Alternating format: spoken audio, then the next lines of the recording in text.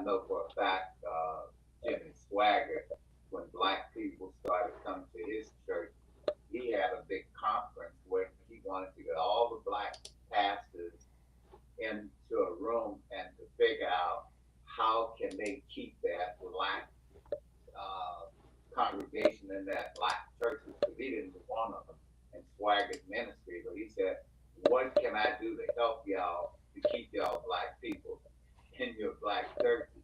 So those guys, they get up there with Bible, so they're the biggest hypocrites going. So I don't have nothing good to say about any of them. Oh, you do have a point, though.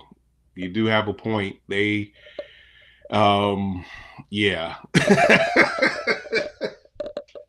I'll leave it at that. You definitely have a point. But what else are we, when we're talking about things like that, what else do we see? Because the church is supposed to be the arbiter of what's good and what's not good, but the church as a body, and I'm not saying, not every church, but I'm saying the church as a body is sick, is diseased, is rotting from the inside. And that's the only things I can think about, because what else can we say when all this stuff is going on and the church still endorses him? What do you think, Miss Kim?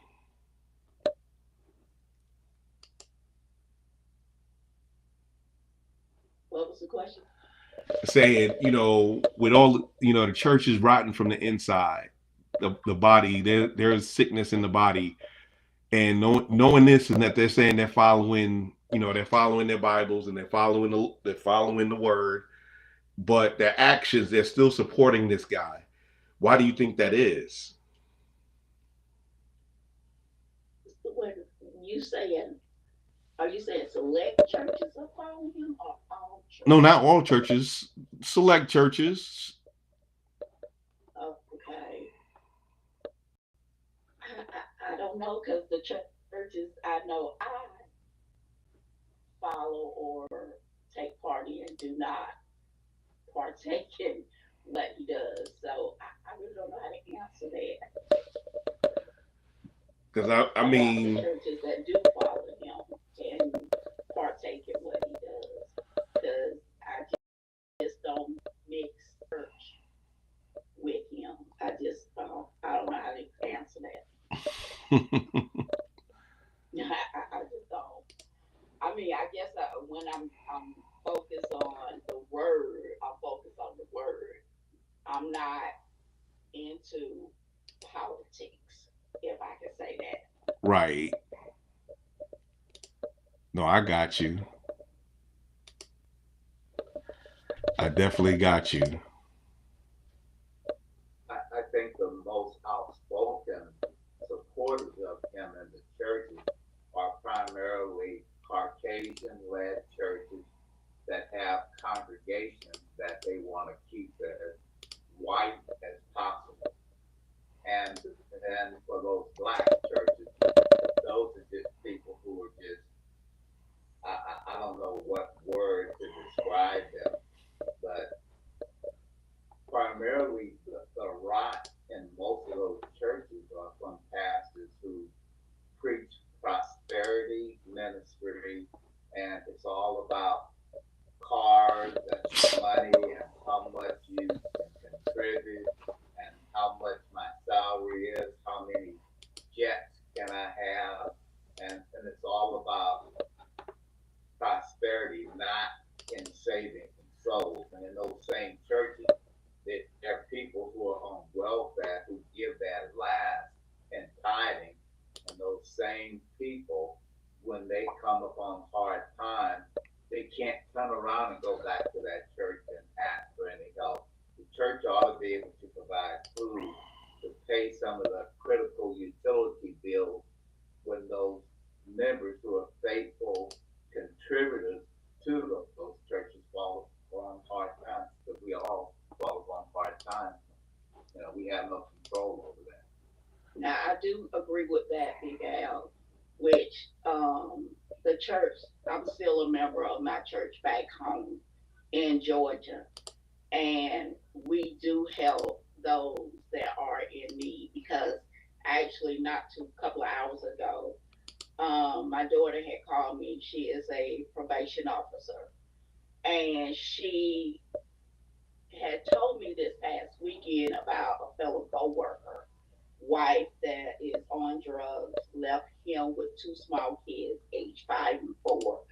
He did not know how he was going to be able to provide for his kids. My daughter and another coworker gave him money today. I got on the phone, called my church member and say, hey, this family needs help.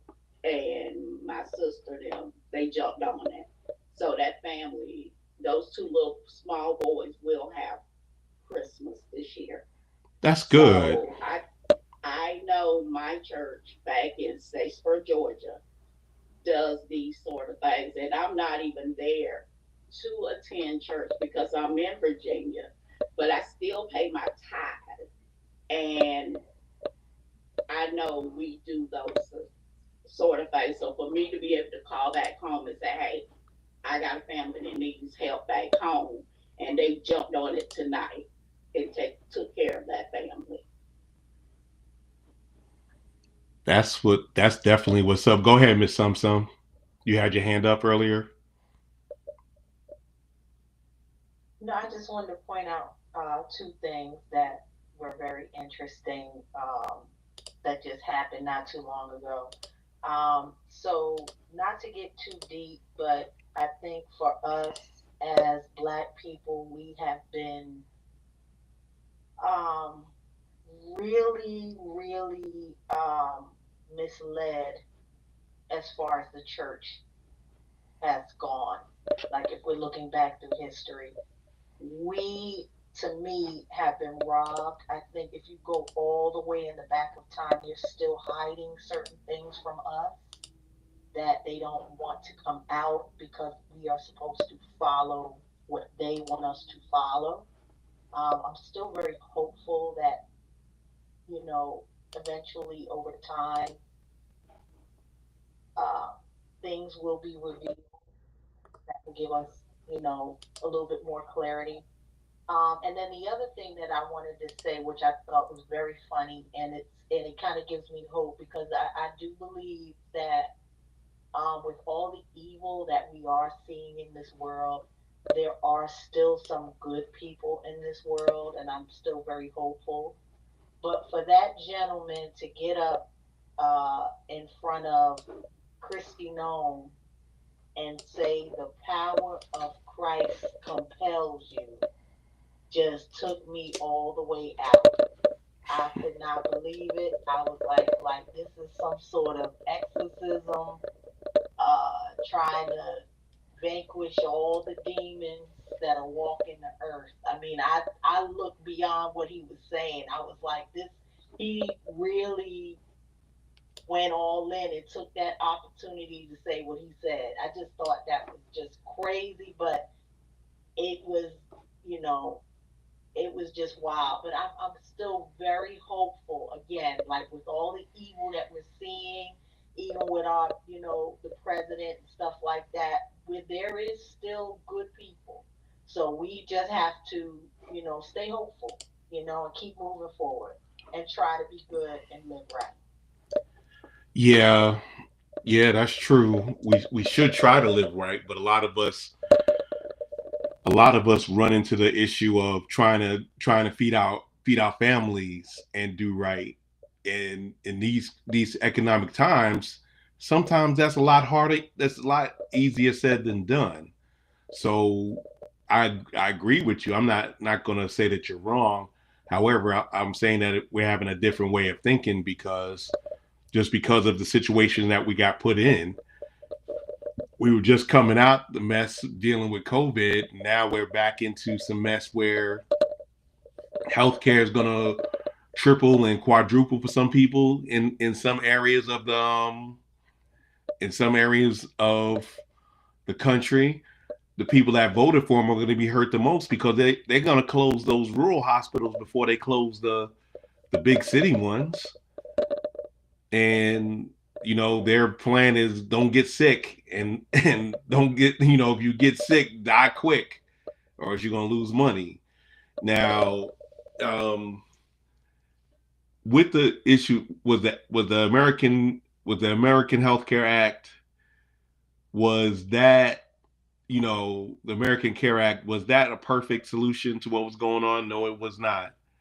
But it was better than what we were going through. People, a lot of people needed relief from these corporations with the hospital bills.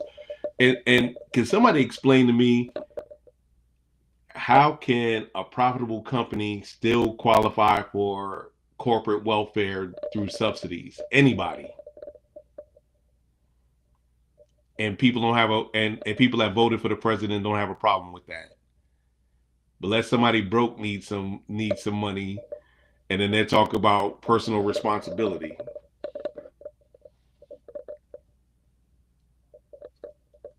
Anybody? It's hypocritical that there ain't an answer to that. People, I attribute what's going on to a big cult, and folks are drinking the Kool-Aid no matter what this guy does. And he said when he ran the first time, hey, I can go down to Times Square, shoot somebody, and They're still gonna vote for him. they're still gonna vote. And So he told me he didn't care.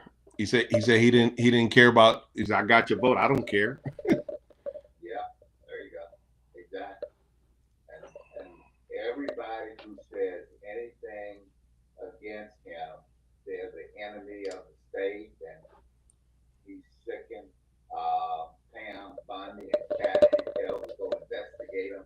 I mean, we've never heard stuff like this. And imagine if President Obama had even thought about doing some of this stuff. Some good old boys would have been at the White House with hanging news ready to put the White House in hang. You mean like you mean like Double standard. you mean like January 6th, 2021? Oh yeah, yeah. I'm telling you, if they had gotten their hands on Mike Pence, he would have been dangling off of a noose that they had. Nancy Pelosi, any of those people, if some good old boys had got their hands on them, they would have been dangling from a rope. Oh yeah. Uh, But they were tourists though, according to people. They were tourists. They didn't do anything. They didn't do anything. They didn't do anything wrong. I know. Yeah. And I got some swamp land down in Alcatraz Island I want to sell. But that's crazy. So I want to ask you, Big Al. You're a classy gentleman. Like I said, I've known you over a decade. How do we get class back into the position of president? And then I'm ask the ladies afterwards. I think the only way to do that is to clean house. Now, something 47 said, which is the only thing he's ever said that made sense, was imposing term limits. And I think the only way to do that would be first term limits.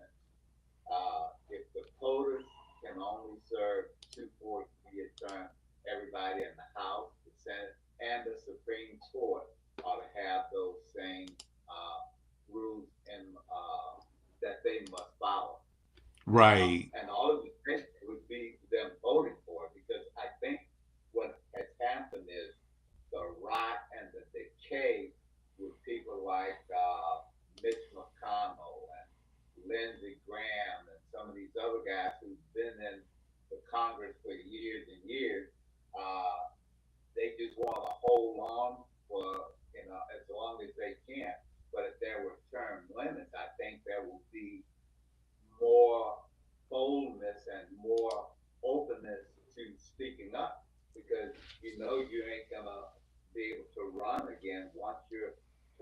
coming to the end of that 4 year or 8 year period, you got nothing to lose. But these guys are keeping their mouths closed and allowing things to happen that embolden 47 to do things. So I think term limits is the first thing. And then once we have the midterm, hopefully there'll be a clear majority in both the House and the Senate where we can start doing things to pull back some of that power that 47 thinks that he has. And those are the first steps. And then getting somebody with integrity in the White House and staffing your staff with people of integrity, not people who are just loyal to you, who will lie, steal, and cheat and do anything to help you to be successful. Definitely. I definitely agree with that. So saying that, saying that, how long do you think a senator should serve? How many terms? I think 8 years max. You do a 4 year term, you are eligible to run again as an incumbent. If you win at the end of that 4 years, you're not eligible to run again. So 8 years, both in the House and Senate, should be the max. And I would say 8 years, not more than 10 years for the Supreme Court. If you're elected, you get a max of 10 years, then you're out of there. Okay, that's interesting. Miss Kim, same question to you. How do we get class back into the White House?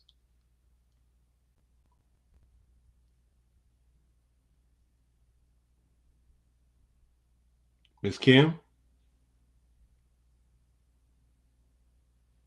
Miss Sum, you there? Hello, anybody? Like they fell asleep on me. I guess I'm super boring, but I'm going to talk to the No, rest. you're not. No, far from boring. I couldn't get to my phone fast enough. Oh gosh, how do you bring class back into the White House? Yes. First of all, you gotta have you gotta be qualified for the job. Number one, you got to be qualified. You got to look and carry yourself a certain way. You have to know the subject matter at hand. These are people's lives that you are dealing with. This is the public. You are a public servant. If you do not have the qualifications to get up and take care of people and business, then you have no business being in there, period. It's Mm. an embarrassment. You are a representation of black, white, green, blue, yellow, everything, the United States of America. And if you cannot represent everyone, then you should not be there. There is no one higher above another. And when you come off and make it seem like that, you're making us look like a laughing stock.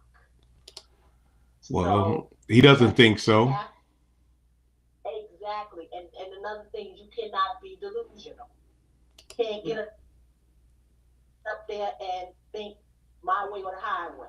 That's not how this works. I don't know who sat this man down and went over everything and the things he's supposed to do and breathe. I don't know who he got around him, a bunch of yes men that, nobody's holding him accountable, nobody's putting him in check. He's just, this is what I said, calling people piggy, people coming on. I mean, it's just one thing after another. It is an embarrassment. Well, I Some people mean, just look at that as just, go ahead. I was saying you got to say is that that's why one of the reasons why the people voted for him. It wasn't They didn't care about class. They cared about crass because he says what he says what they're afraid of him. Afraid they're afraid to say without repercussions because he could say it without repercussions. Yeah, but he's not building a united front. He doesn't He's care. been in there. It's been a bunch of separation. This is not the United States of America. It's not. Well, you have a point. You definitely have a point. But Yeah. what I'm saying is that in reality, in reality, we do have a point. We do have a issue with him. People wanted the nonsense. They wanted the mess. Now, if you were in charge, how long should people serve in the Congress, Congress or the Senate? Oh God. I don't know. That's a little difficult. I think there should be a definitely like a how people get on you get hired and you're on probation. Mm-hmm. I think there should be a definitely a probational period to see if you are holding up your end of the bargain Right. as far as who the people put you there. So are you serving the community to the best of your ability? Are you knowledgeable? Do you have the certain criteria to represent what we are looking for in that type of a person? So I think it should be a probational period. As far as how they do that and the years, I'm not sure. I can't. I would have to think a little bit more on that. But with any position, I think there should be just like with Obama. He was in there. He did his 4 years, and people loved him. You know what I mean? They really not all people. I shouldn't say everyone, but a lot of people really they thought he was a little long winded, but when I saw him get up there, this man knew every subject that was presented in front of him. He looked like he studied. He didn't, he wasn't stumbling over any words. He was very clear and precise. There was, when he left the podium, there was no like, what did he mean or what did he say? It's like he was straight to the point. Everything was clear. And so, just someone with knowledge of that position, someone who I don't know. I just, it's tough, but a probational period would definitely be great. Yeah, that's yeah. So, um, for those people that don't know, Congress people Congress people serve for 2 years at 2 years term indefinite, and senators serve 6 year terms indefinite. Big Al suggested um, that each of those houses get a 4 year term and no more than two 4 year terms, and that would help cut a lot of the dark money out of the dark money out of the out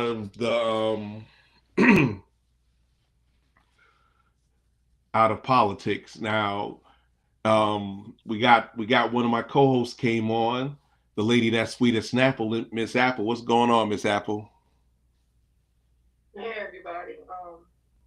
I agree. I think it should stay at 2 years because you could get your feet in the door at a year and then start making changes the second year, and then I don't think they should be able to do more than 2 terms. But I think 4 years is a little bit long, and 6 years is definitely too long. Yeah, I think no. if it keeps turning, um, get new ideas and new people, fresh thinkers and not the old school, way of thinking. That because once people get used to the old school way of thinking, that's all they want to. That's all they want to see. Right. And even though I'm a Gen Xer, a lot of these Gen Zers and millennials, they have a lot of good ideas, you know, and the boomers that need to be pushed out. No offense to anybody that may be a boomer, Ain't, but yeah. I'll leave that one. I'll leave that one alone. But yeah, so one of the things that we have to realize also is with how we are how we are set up and how things have been run since the beginning of the country. Um, time limits have never really been respected, with the exception of the president. Term limits are effective to a certain point. However, the biggest issue is not always who's in office, but who gets put in office. And if you really wanted to screw a country over, you put in somebody who ain't never did the job, who ain't never did any type of job like that before, and you call them a business person, saying let's run the country like a company. Well, that's exactly what the president is running the company like countries like one of his companies. And overall, how many of those companies are still existing today, with the exception of the real estate company that he's still trying to kill. So he's doing his thing, and he's doing exactly what he said he was going to do, run it like his companies. Go ahead, Big Al. All of them went bankrupt too.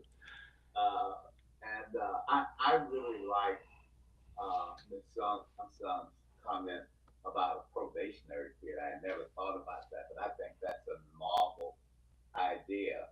I mean, you would go through a 1, 2 year probationary period because you find a lot of people have lied on their credentials, like that guy out of New York. I don't remember, George but Santos. Santos, yeah, that's him, who had all types of lies in his resume. He was doing all kinds of undercover stuff, and the probationary position, you would have found that out, and you would have gotten rid of that guy. So I like the probationary period, and I just think we as a people are going to have to get back to a morality, and especially us black folks, where it takes a village to raise a child. I mean, we've gotten too much into the me, myself, and I mentality. I got mine, you get yours. And I think there's going to have to be a reversal in our thinking to that old mentality where each one teach one, each one Right. reach one. Uh, and it's going to take that revolutionary change in mindset and thinking to get us back to where we need to be. Oh, I agree. I agree. But that's the thing, is that, and I think since the end of 2024, I really think that we've been doing that right now. And when we talked about last week how we're resting, especially with other groups that are expecting us to step in and be crash test dummies, and we're not. So we are consolidating as foundational Black Americans. Right. Not to say we won't help people, but we're not going to help people who ain't helping us. The days of us just crashing out is way over. That's what they're waiting for us to crash out. Spread the Exactly. rotten love. Exactly. So with that being said, and how things are going, we just have to continue to be patient, and knowing that that train is never late for us to come. When they try to come get at us, that train never seems to be late. You know what I'm saying? Oh yeah.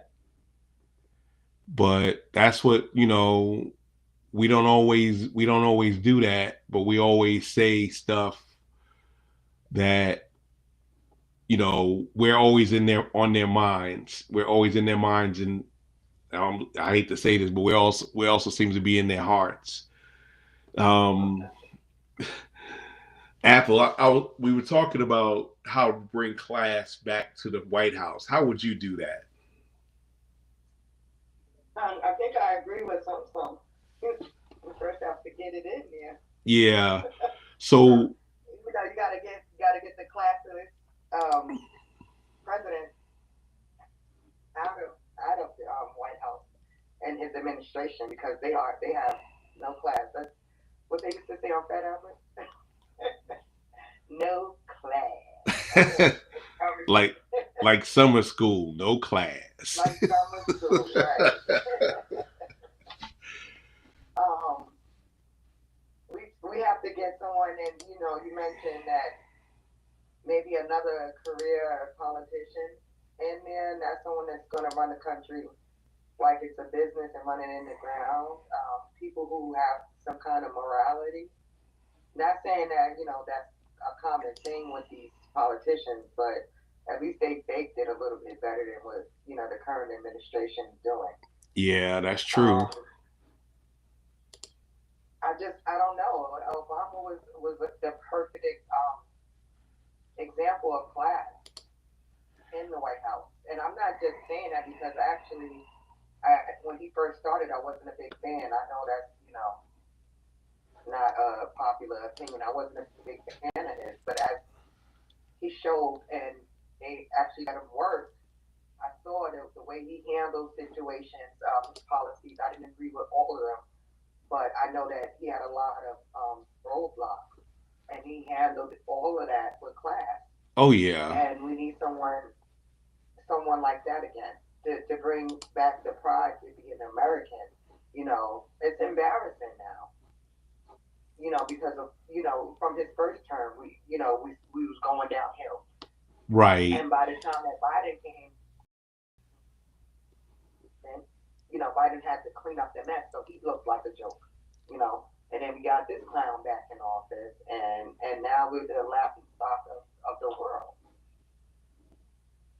We have to get someone back in there to bring dignity back into that office to the presidency because we have no dignity. That whole administration, you have a whole bunch of television personalities and people that don't know what they're doing. They just want the title and don't know what to do with it. Like the head of the FBI, Right. he wasn't even a part of the FBI. How did he become the head of it? Things like that. And with the Kennedy, he's not even a medical professional. So how is he ahead of? It's ridiculous. He got all his friends.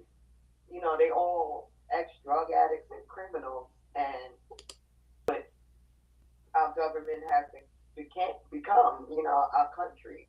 Right. A whole bunch of criminals and want to be superstars, and nobody cares about the country. Nobody cares about.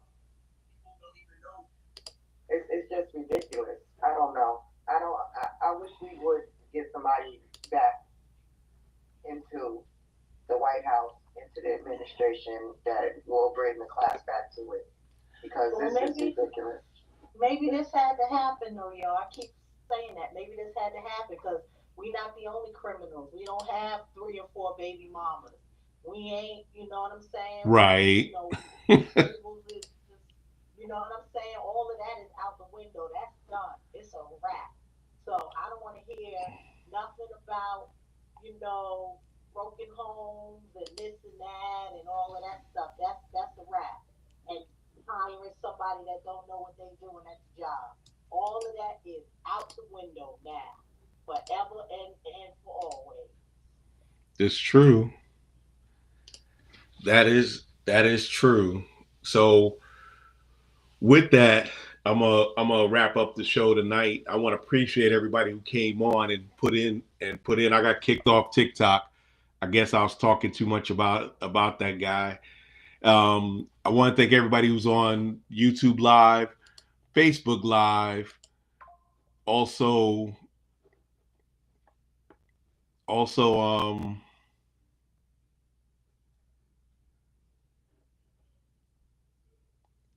say it. Oh,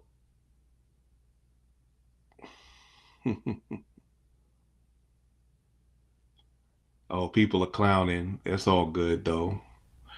But like I said, we have who we have, and we just do what we need to do to get through this. But also,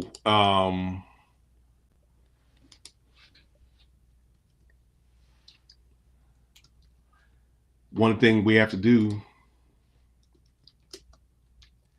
is continue to be ourselves, rest, and make sure that your people, the people that you love and can be around, gets paid, get to what they need to be.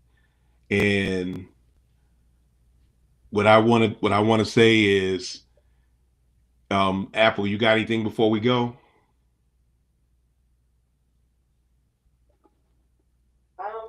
No, I came in a little late because I was in a late meeting. And I don't know. Like I say every week, just everybody keep your head on a swivel and mind your own black business because they want us out there. They want us to act a donkey, and we just have to, look out for ourselves. And I hate to say that because that's not the type of person I am, but they made this mess, and we gotta let them clean it up. Good night, So everybody. Thank you. I want to appreciate Big Al, Miss Kim, Miss Sum for being part of the family. I want to thank everybody who came on, and I'm going to close it out what I usually do. Never make love by the garden gate, though love is blind and neighbors ain't. Y'all be good.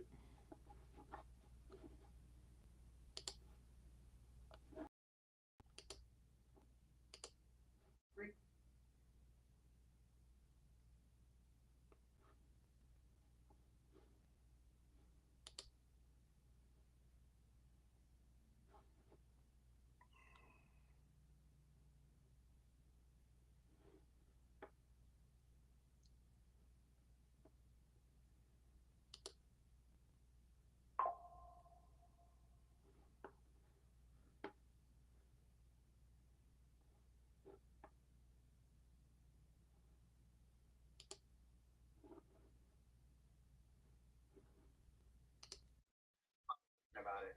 And that's how it starts. Your brain fires. Bro, only the top 20% of men are getting the top 80% of women. Regular dudes don't stand a chance. Going for and having sex aren't the same thing. If 44% of men have fathered a child, that means 44% of men had sex. Reality beats internet math.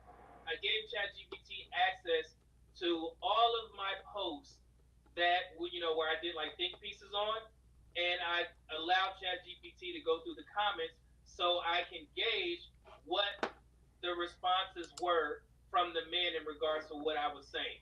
A lot of guys didn't read or they didn't listen to what I was actually saying. They started putting in their own narratives and thoughts and opinions on certain things. So we're going to address that. So instead of just screenshotting the comments, luckily we have ChatGPT and you can just put all that stuff in there and they'll deduce what everybody the common narrative was on certain topics. And it's absolutely amazing. But I wanted to explain these things further because I don't think a lot of guys want solutions. I mean, I understand that you may think the dating market is a certain way based off of what you hear women say on social media. And granted, I told you guys when I show these types of women that are doing crazy stuff, it's supposed to give you guys a heads up as to what to look out for, what to avoid. And I think we do a good job of that. But what we don't do a good job of is explaining that what is going on in the real world statistically. If it has something to do with dating, if I can get that on it, if I can have statistics to present to you guys, then I'm going to do that.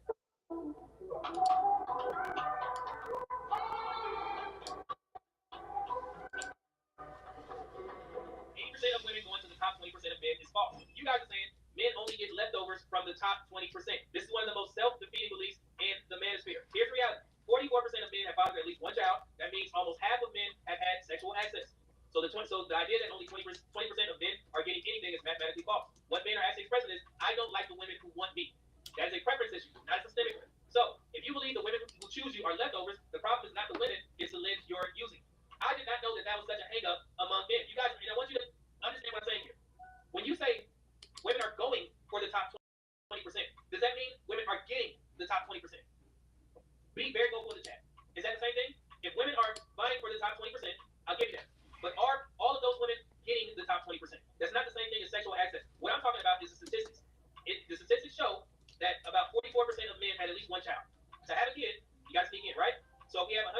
men, and I'm telling you, 44 of those men have children. They had to have sex to have children. So that means the top 20% aren't the only men that are getting sexual access. Now, separate the sex from how you feel about the women that are in your dating pool. If you as a man, if you feel that the rest of what y'all say, 80% of women, just the rest of the women that aren't access to 20% of men, if they are considered leftovers, there's nothing I can do for you. Because that's your thought process. I'm not going to argue with that. What I don't understand is why are y'all arguing with statistics? And the ultimate goal is that you want to have sex. And I'm telling you, at some point, 44% of y'all will have sex. Then that's the bottom line for me, not for you, because you think that those women are the leftover women. Is that fair? That's what I'm saying. Is it what? So you're saying no, man, the 80 to 20% rule or the 80-20 rule is true because those women are going. What do you mean up to 3,000? Yeah. Yeah. How would you know that they had sex with the 20% men when she comes to you? But if you think that that's a leftover woman, it's nothing. I can't convince you otherwise. Is that your reason to remove yourself from the dating market because women are going for the top 20%? Yeah, no, I'm just saying that's what happened. I didn't make anything. I just I tried calling you, but you were busy in school. You know the guys that say, man, I love plus size women. He's like, man, look, you get that man that says that he loves plus size women. You put $10 million in his pocket. Let's see if he loads his Lamborghini up with plus size women. Let's see if he keeps that standard of loving. It started at 24. Then when I put in the room, it went up to 26. And then when I went to punch out, it was like 3 over 3. I was like, nah, I'm not getting that. Because they have children with them. But on the balance of probabilities, based on what I can remember from the CDC fertility statistics, the average for women, it's around 45% of women overall who haven't had a child yet. Which would mean that about 55% of women have had at least one child. So when we talk about the black community, I always talk about that because 61% of black women have birthed at least one child. I just downloaded my stuff, so from the show. That's only about a 5% difference. Okay? But if you extrapolate that out to all and just working on some editing. Talked about class and the. Okay, so it kind of averages out. You're saying that those 20% of men are having all the children with the women who are left over. So when they come to you guys, not you, I'm not sure if you fall into the category, but I'm just gonna say you guys. When she gets to you, she already has a bucket room.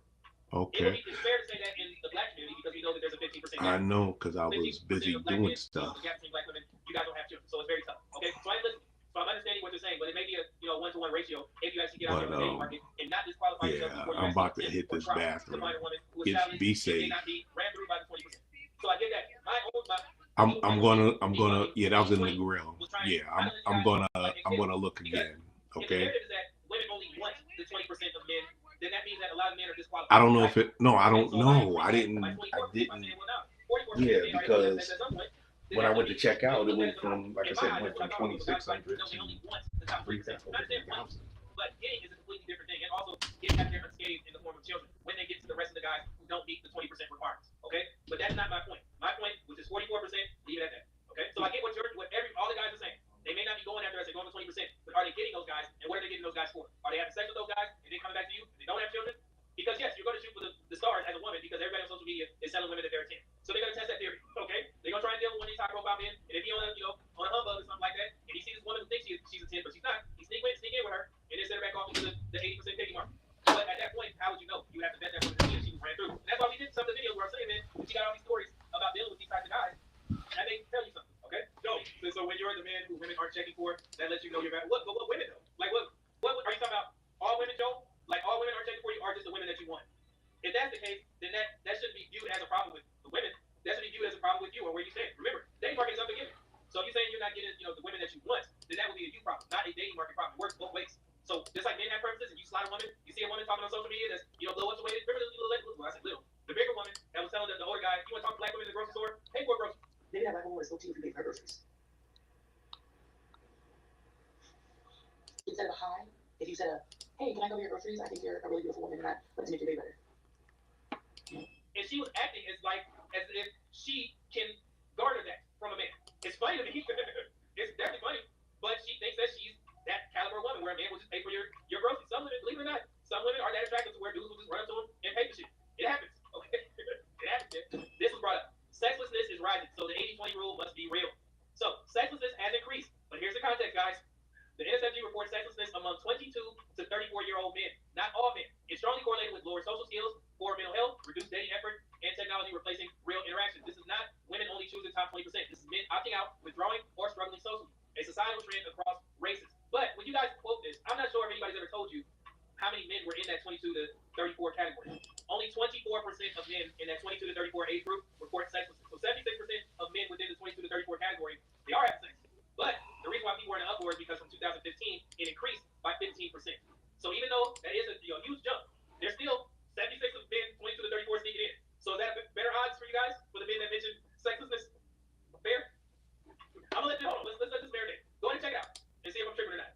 So we concerned over 24% of those men. I mean, hey, I'm gonna let that one cook a little bit. Let's see here. Let's bring this one. Start here. All right. So we good on the sexlessness? Sexlessness tribe or whatever? Yeah. Okay. No questions. All right. So yeah. So it's not. It wasn't applied to all men. That's not getting sex. Okay. 24% of men ages 22 to 34, and it's not even. That sexlessness is not because they're going out to the dating market and they're trying to date and women are saying no. It's just men who are opting out. Are socially awkward, so they stay away. It's a lot of people that say that. No, what else? Okay.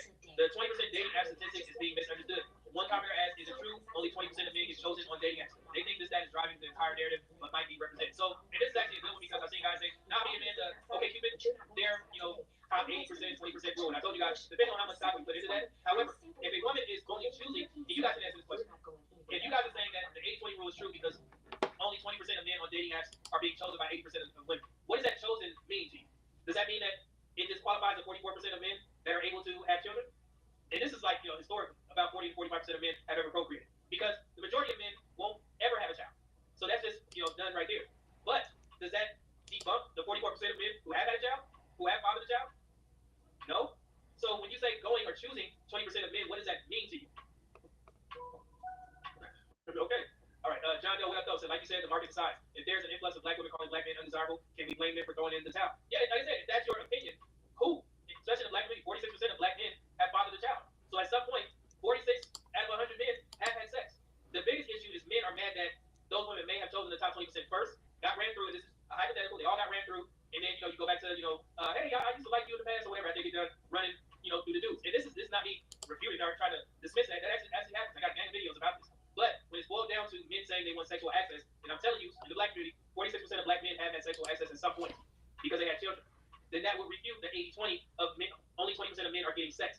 It's different if you say 8% of women are going for the 20%. That doesn't mean they're staying or having sex or getting access to those men. They may have. That's a high likely possibility.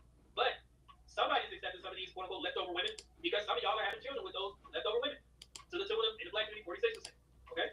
Your 44% statistic fatherhood doesn't relate to modern dating. They believe that number spans all ages, not current markets. Dating dynamics for men 18 to 35 are different from the general population. So the way that and you guys correct me if I'm wrong, I guess they're saying the men between 18 to 35 aren't getting sexual access, and the men above 35 are getting more sexual access, maybe because they have more money. Is that fair to say?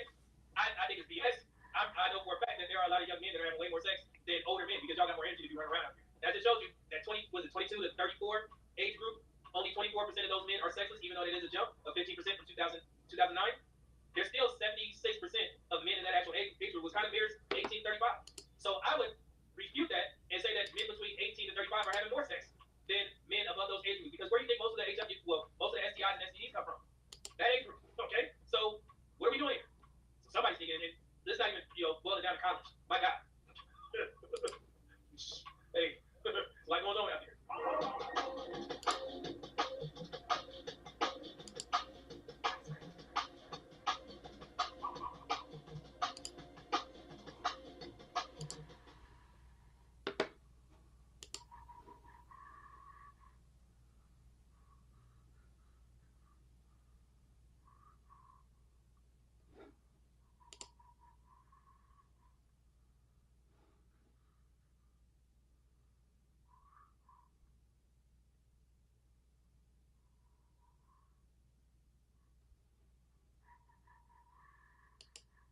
Bill and Mark Aguirre get in a fight in Portland, and Bill and Bill realize you don't want to fight Mark Aguirre. Let me just tell anybody else out there, you don't want to fight drawers from Chicago. And Mark is a real boxer, and Bill realizes it. And as Bill is backing up like, oh, yo, I stop and turn around and walk the other way, and I'm laughing, right? I'm like, yeah, get him, right? And this is the craziest thing. When I was on Best Damn Sports Show, they showed me the video of me not getting in the way, turn around and walking. You wasn't supposed to see that. Do they film all the practices? Is that Yeah. Okay. They film all the practices to see who is not doing what they supposed to do. Gotcha. Right. What we supposed. That film's not supposed to make it to the public. So when I saw Draymond, and this was a trip, I know he didn't think Draymond was going to swing. When I watched pool, I watched it, but since then, I tell everybody, if somebody's approaching you with anger, put up your guard. Make sure you keep this left right here. If you throwing rights, keep this left right here. Bill and Mark Aguirre get in a fight in Portland, and Bill and Beer realize you don't want to fight Mark Aguirre. Let me just tell anybody else out there, you don't want to fight draws from Chicago. And Mark is a real boxer, and Bill realizes it. And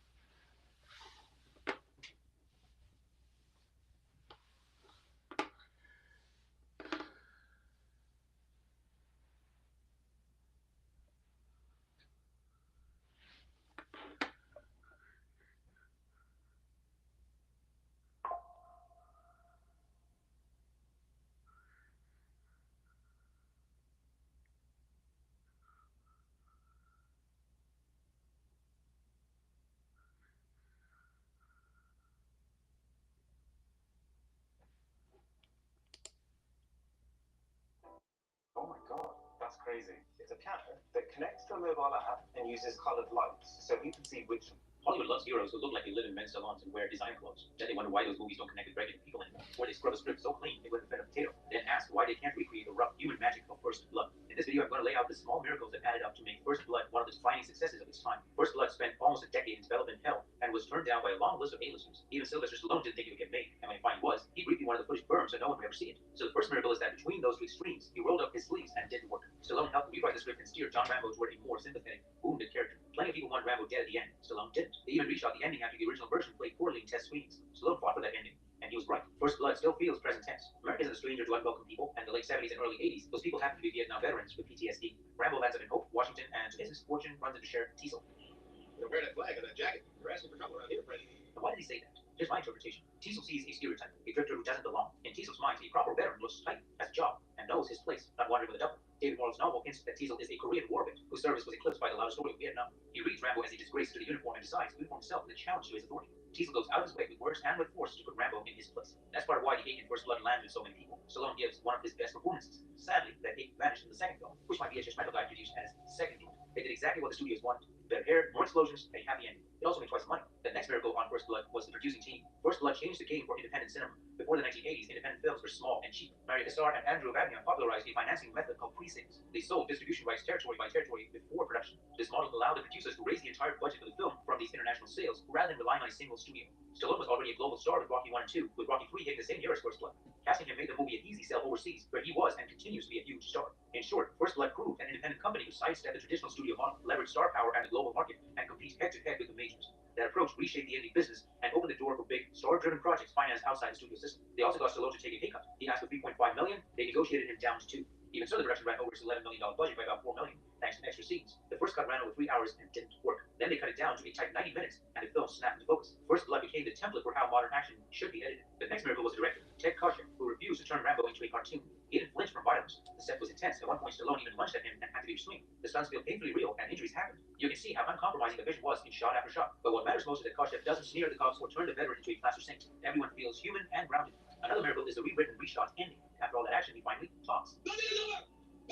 He empties his pockets in front of the only person who understands the currency. There's no pause line written for a trailer. It's a man telling the truth in a room that is quiet enough to hold it. He just wants everything to end. The movie ends. Star power. I also love the setting. The story is set in Hope, Washington, a fictitious town, but it was shot in Hope, British Columbia, in Canada. The town looks like a place you pass on the way to somewhere else. The woods are beautiful but unfriendly. Every direction you look at looks the same, which the crew had to consider so they didn't get lost or choose. The policemen wore white hats so they could read against the dense forest. Part of the look is nostalgic, which brings me to the cinematography. Film stock pulls out the nuance in color, especially the greens and grays of the Pacific Northwest. Director of photography Andrew Laszlo serves the story without showboating. My favorite image is a pulsing light of the police car across Stallone's face, like getting slapped again and again. Those flashes echo the quick fragments or flashbacks about his, a visual cue for what he did to me. I also love how the film is edited, where it's all just about Rambo and his pain. It isn't an action movie anymore. If you make films, there's a simple lesson here: like what the moment needs and let the rest fall away. Just watch the sequels, live like a TV movie. I think something most modern crews have forgotten is the patience to wait for weather or the humility to accept it. They forget to keep looking for ideas when things get hard. Stallone kept pitching new ideas all the time. That's why so many images feel discovered rather than staged. The world tells the camera what to do, the camera gets out of the way. The action works because real stuntmen did difficult physical things. A body falling through branches was awkward because that's how bodies fall. You don't see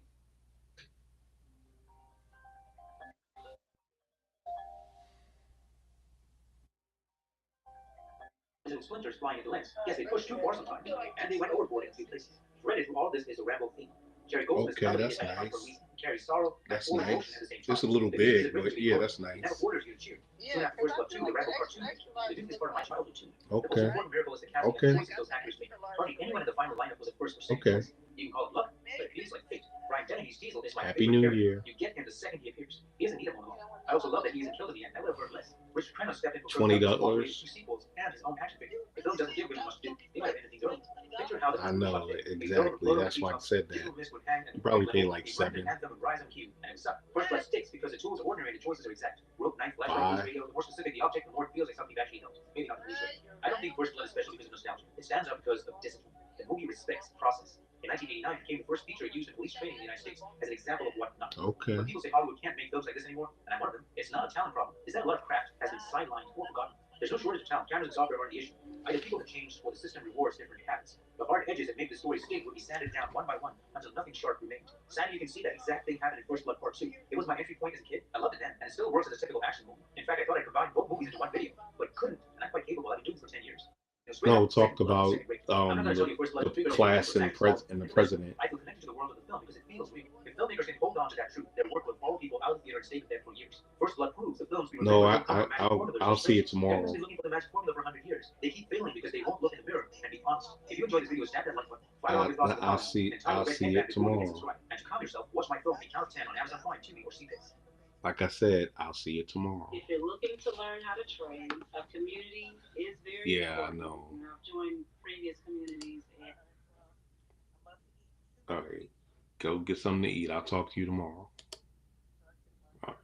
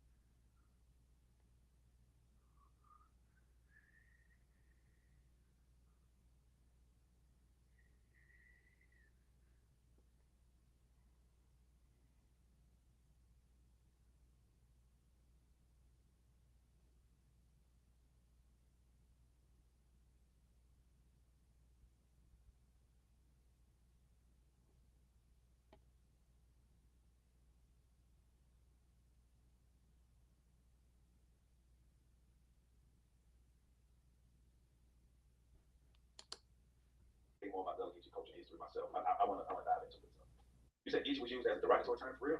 Who? But it was used by whites or blacks. There was a movie where the officer was talking down on the brother because he was on.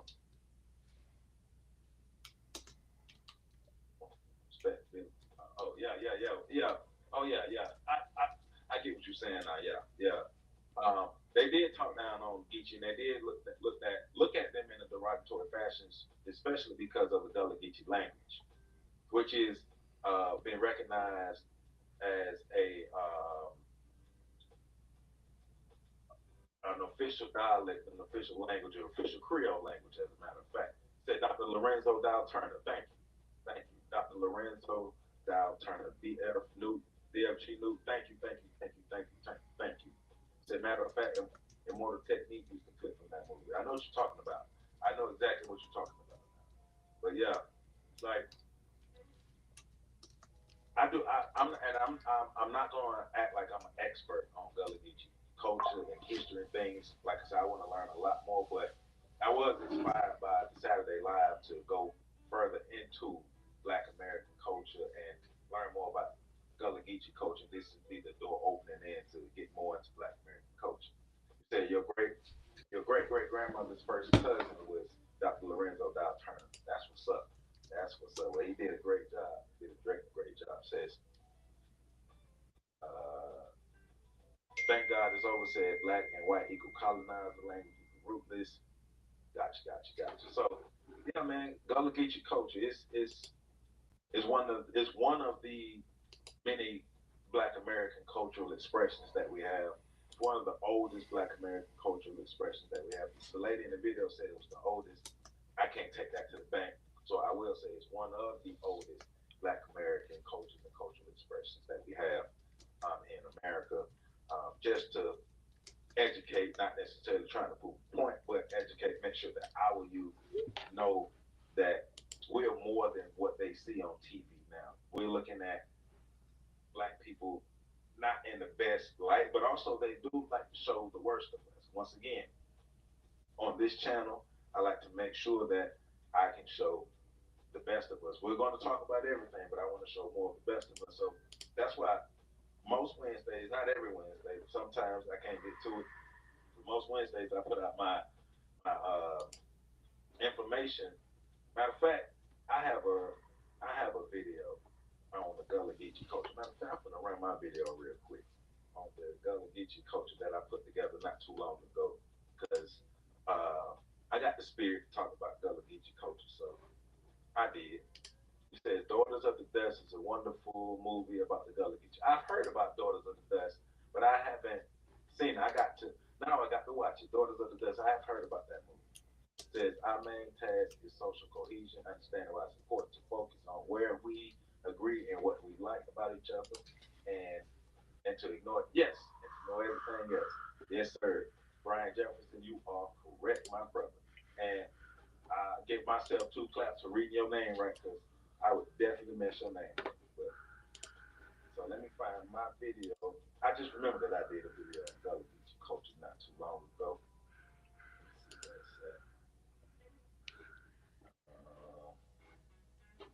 Here we go. Let me get this together. Then I'm gonna run this, and then it's a school night, so can't be on here too long, but we here. So turn this music down a little bit. Get this together. So I'm gonna run this video. Y'all tell me what y'all think. This is my video that I put together a couple weeks ago on Gullah Geechee culture.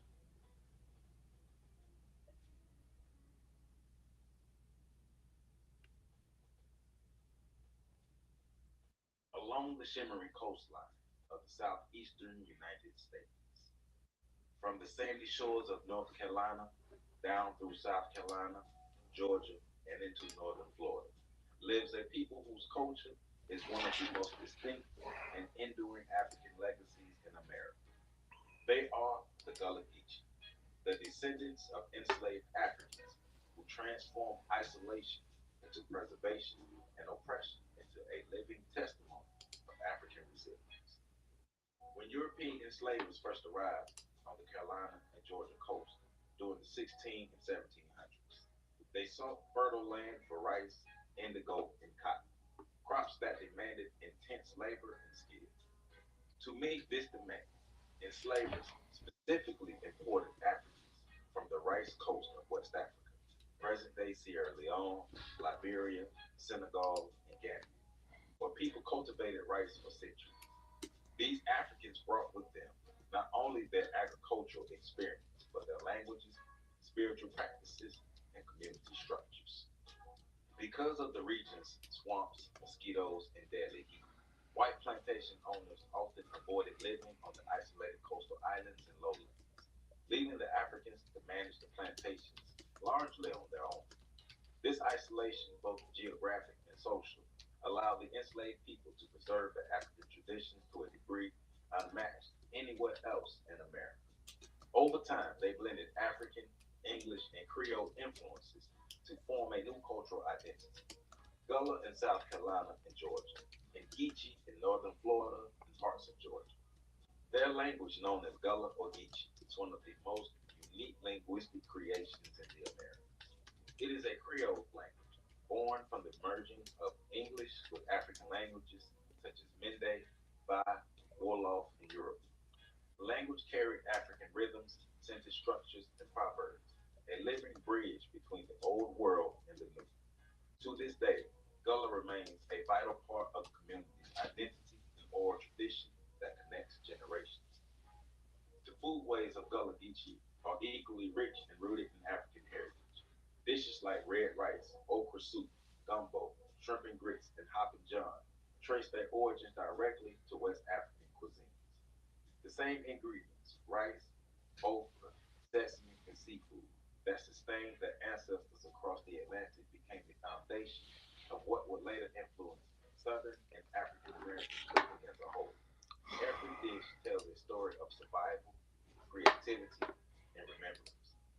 After emancipation, many Gullah Geechee families remained on the Sea Islands, places like St. Helena, Sapelo, Dafuski, and Hilton Head, building self-sufficient, close-knit communities. For generations, they farmed, fished, and lived off the land and sea, maintaining cultural independence. Their isolation continued to protect their traditions long after slavery ended. But as the 20th century unfolded, the Gullah Geechee homeland came under attack, not from plantations this time, but from developers and government policies. The very isolation that preserved their culture also left them vulnerable. Because many Gullah Geechee people held their land through heirs property, they became easy targets for outside buyers, tax schemes, and eminent domain. From the 1950s onward, the Sea Islands became coveted tourist destinations. Developers began to buy up massive amounts of land and build resorts, golf courses,